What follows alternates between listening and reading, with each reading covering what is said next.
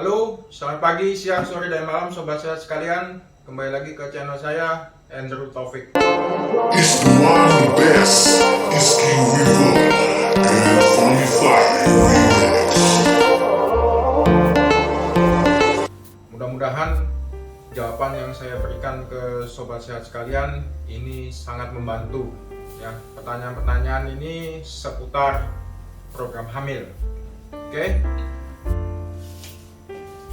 di sini ada pertanyaan yang pertama.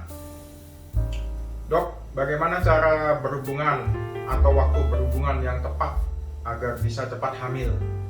Ya, untuk yang pertanyaan ini jawabannya sudah ada di video sebelumnya yang saya buat.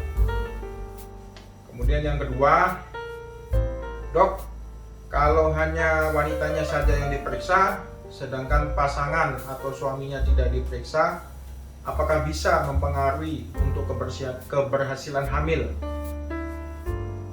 Bukan bisa, tapi sangat berpengaruh. Jadi untuk bisa hamil, bukan hanya wanitanya saja yang harus bagus, tapi prianya juga atau pasangannya juga harus bagus. Jadi prianya juga wajib dilakukan pemeriksaan. Pemeriksaannya sederhana. Apa pemeriksaannya? Yang paling gampang adalah pemeriksaan analisis sperma. Apa itu analisis sperma? Itu juga sudah saya buatkan videonya, silahkan ditonton, semoga bisa membantu. Kemudian yang ketiga, apa saja yang harus diperiksa untuk wanita? Untuk wanita ini lumayan banyak yang harus diperiksa ya, Sobat Sehat sekalian. Jadi mulai dari sini, dari rahimnya ini kita harus cek apakah dia normal apa tidak, apakah ada tumor, ada miom, ada polip di sini atau di dalamnya namanya polip endometrium, bagaimana juga ketebalan rahimnya, kemudian dari indung telurnya atau ovariumnya, apakah ada kista, terus kemudian di dalam sini ada namanya sel telur. Nah, kita cek bagaimana cadangan sel telurnya, banyak, sedikit, atau rusak atau bagaimana. Kemudian dari sini, ini namanya tuba. Nah, saat ini merupakan saluran, sama seperti selang. Kalau dia buntu, bagaimana caranya bisa untuk hamil? Nah, ini yang harus kita cek. Kemudian bisa juga karena hormon, ada masalah di hormonnya dan lain sebagainya. Itu masih banyak. Kemudian pertanyaan selanjutnya, Dok, saya sudah melakukan pemeriksaan HSG, ternyata saluran tuba saya buntu. Apakah ada solusi? Bisa ya, bisa enggak.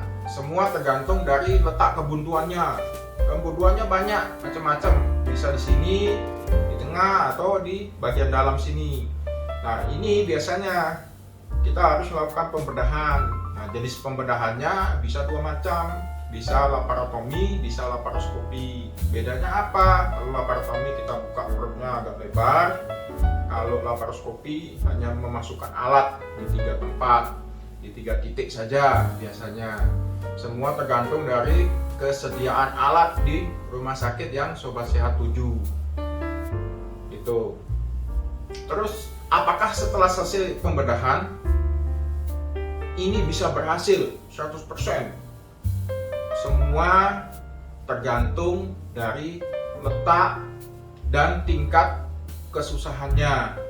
Tidak bisa dijamin 100%. Begitu Sobat Sehat sekalian. Kemudian pertanyaan selanjutnya, Dok, apakah boleh selama program hamil minum obat herbal, madu, dan lain sejenisnya yang biasa dijual atau yang diiklankan? Ya, pada dasarnya ya boleh-boleh aja, karena itu kan dia hanya herbal, jadi tidak masalah biasanya.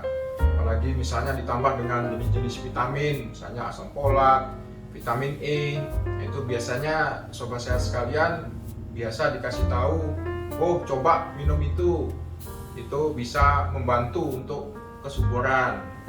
Nggak masalah, silahkan aja. Tapi Sobat Sehat harus ingat, ada obat-obatan tertentu yang tidak boleh sembarangan dikasih. Ya, itu harus dikonsultasikan ke dokter Sobat Sehat sekalian. Karena apa? ada dosis-dosis tertentu yang hanya boleh diberikan dan diawasi. Kalau salah, bukannya hamil, tapi justru timbul penyakit lain.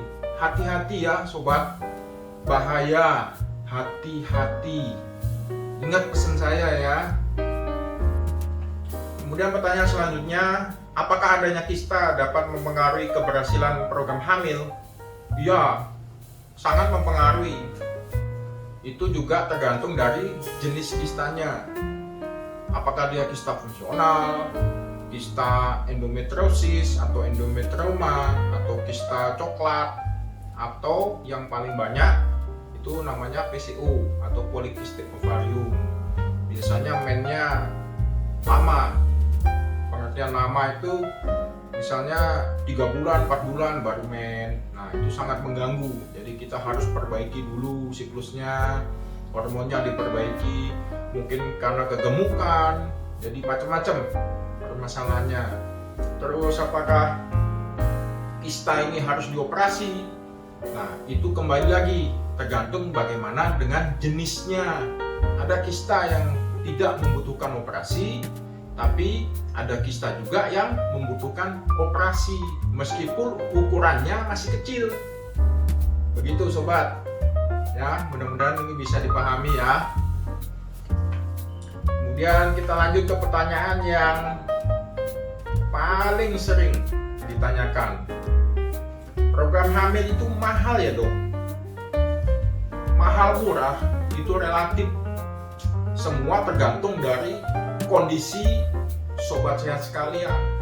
Bukan hanya kondisi ibunya, tapi kondisi dari suami. Kalau kondisi ibunya jelek, kondisi suaminya juga jelek, ya pengobatannya pasti akan mahal. Begitu. Bahkan untuk suami pun bisa sampai dilakukan operasi. Kemudian untuk wanitanya, seandainya dia kurang bagus, ya otomatis biaya yang dikeluarkan untuk program akan lebih besar dibandingkan dengan kondisi wanitanya yang bagus. Kalau kondisi wanita yang bagus, mungkin hanya dengan pemberian obat saja sudah bisa berhasil. Tapi kalau misalnya dia bermasalah, mungkin tidak hanya dengan obat saja, mungkin harus dengan suntikan atau juga bahkan sampai dengan pembedahan atau operasi. Kemudian pertanyaan selanjutnya, apakah inseminasi dapat meningkatkan keberhasilan program hamil? Iya, inseminasi bisa dikatakan sangat meningkatkan keberhasilan program hamil karena inseminasi itu sangat membantu dia, tapi dengan catatan kondisi ibu dan suami memenuhi persyaratan tertentu, gitu ya. Kemudian, apakah kemudian bisa mengganggu program hamil? Bisa, tapi semua tergantung dari apa? Tergantung dari jenis keputihannya. Ada keputihan yang normal, tapi ada juga keputihan tidak normal. Contohnya apa yang tidak normal? Misal warnanya hijau, kuning, putih, kental, berbau. Nah, itu menandakan bahwa dia ada infeksi di sana. Jadi kita harus obati. Berpengaruh dia. Nah, ini sambil sobat sehat sekalian cerna, sambil kita sama-sama berpikir saja ya, kira-kira bagaimana. Oke? Apakah dipijat bisa meningkatkan keberhasilan program hamil? Sobat sehat yang jawab, silahkan komen, nanti kita jawab di sana. Oke sobat sehat sekalian, ya sementara sampai sini dulu pertanyaan-pertanyaannya yang sudah diberikan oleh sobat sehat sekalian. Mudah-mudahan jawaban ini memuaskan, bisa dicerna oleh sobat sehat sekalian. Nanti kalau ada pertanyaan-pertanyaan lain, nanti kita bermudah dan kita bahas lagi di sini ya. Oke, untuk 2+2, ingat tetap semangat ya. Ada 2 kali saja sudah bisa berhasil, tapi Anda yang membutuhkan proses. Selama Sobat Sehat tetap berusaha dan berdoa, mudah-mudahan ada restu dan keajaiban itu ada. Oke Sobat Sehat sekalian,